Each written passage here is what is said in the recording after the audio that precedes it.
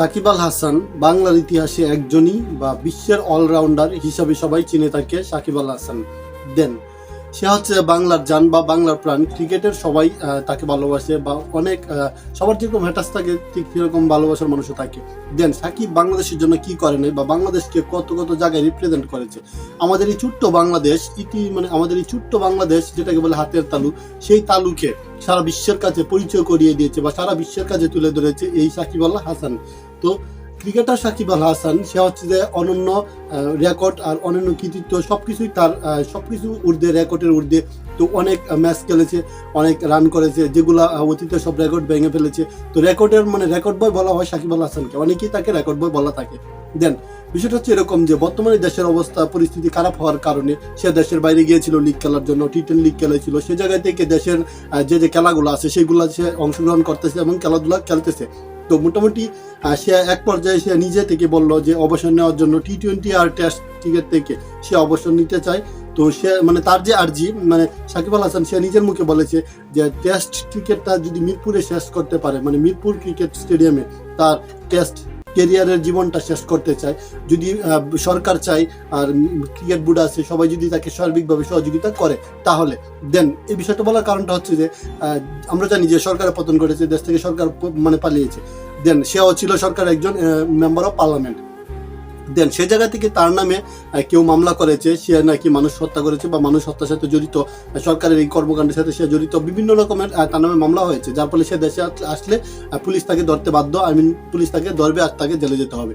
দেন পরে কি হবে সেটা পরের বিষয়। দেন তার জন্য সে দেশে আসতে পারতেছে না, আর এগুলা সবাই জানে। তো সবাই বিষয়টা হচ্ছে এরকম যে সে একজন দেশের রত্ন, দেশের একজন অলরাউন্ডার, এত বড় দেশের একজন অলরাউন্ডার। সে দেশের সম্মান সবসময় বয়ে আনে বা দেশকে সবার সামনে রিপ্রেজেন্ট করে, সারা বিশ্বের কাছে বাংলাদেশকে রিপ্রেজেন্ট করেছে। তো যারা মামলাটা করেছে তারা আসলে কি মনে করে যে মামলাটা করেছে, সে খারাপ থাকতেই পারে, কিন্তু সে বাংলাদেশের ক্রিকেটের জন্য কি করে নাই। সে ক্রিকেটকে বাংলাদেশের মানুষের কাছে যতটা জনপ্রিয়তা করে তুলেছে, তো অন্য কোনো পার্সন আছে আপনি দেখান যে সে কতটা জনপ্রিয়তা করে তুলেছে। দেন আদার্স যে দেশগুলো আছে, কান্ট্রিগুলো আছে, সব দেশেই তার জনপ্রিয়তা রয়েছে। এমনকি সে বিশ্বে অলরাউন্ডার, সারা বিশ্বের সবচেয়ে বড় অলরাউন্ডারও ছিল কোনো এক সময়। দেন অনেক কিছুর পরেও, এত কিছুর পরেও আমরা তাকে সঠিক সম্মানটা দিতে পারি না, তার যে প্রাপ্য সম্মানটা সেই সম্মানটা আমরা দিতে পারি না। আমরা বাঙালিরা এতই নির্ভুল। দেন সরকার পতন ঘটেছে, সরকার দেশ ছেড়ে পালিয়েছে। তো সেই প্রেক্ষিতে সরকারের যত আমলারা আছে সবাইকে মামলা দেওয়া হচ্ছে, জেলে ঢুকানো হচ্ছে। দেন সবার ক্ষেত্রে আর সাকিব আল হাসানের ক্ষেত্রে বিষয়টা কিন্তু এক না। সে একজন ক্রিকেটার, সে দেশকে রিপ্রেজেন্ট করে, বিভিন্ন দেশের কাছে বাংলাদেশকে তুলে ধরে।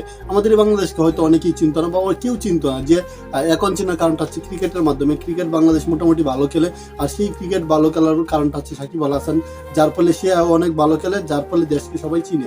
দেন সেই সাকিব নিজের দেশে এসে নিজের দেশে ক্রিকেট খেলে কেরিয়ারটাকে শেষ করতে চাইতেছে, বাট সেটা থেকে বাধা হচ্ছে যে এই যে তার মামলা মোকদ্দম ওইগুলা। দেন সে দেশে আসলে পুলিশ তাকে ধরে ফেলবে, আর সে পুলিশে ধরে তাকে জেলে ঢুকিয়ে দিবে। কতটুকু কষ্টে থাকলে মানুষ এই কথাগুলো বলতে পারে। সাকিব ভাই সে নিজে কথাগুলো বলেছে যে আমার ইচ্ছা বা শেষ কেরিয়ারের শেষ টেস্ট খেলতে চাই মিরপুর ক্রিকেট স্টেডিয়ামে। যদি বিসিবি চায়, তো বাংলাদেশ যদি সরকার চায়, উপদেষ্টারা আছে, সবাই যদি চায়, সবাই যদি সার্বিকভাবে সহযোগিতা করে, তাহলে সে বাংলাদেশ এসে মিরপুরে ক্রিকেট স্টেডিয়ামে টেস্ট খেলে সে তার অবসরটা নিতে চায়। তাহলে কতটুকু কষ্ট তার মনে মাঝে চাপটা আছে বা কতটুকু কষ্টে থাকলে সেই কথাগুলো বলতে পারে। আসলে আমরা বাঙালিরা অকৃতজ্ঞ জাতি, কারণ উপকারের প্রতিদান আমরা দিতে পারি না। এটাই তার বাস্তব প্রমাণ।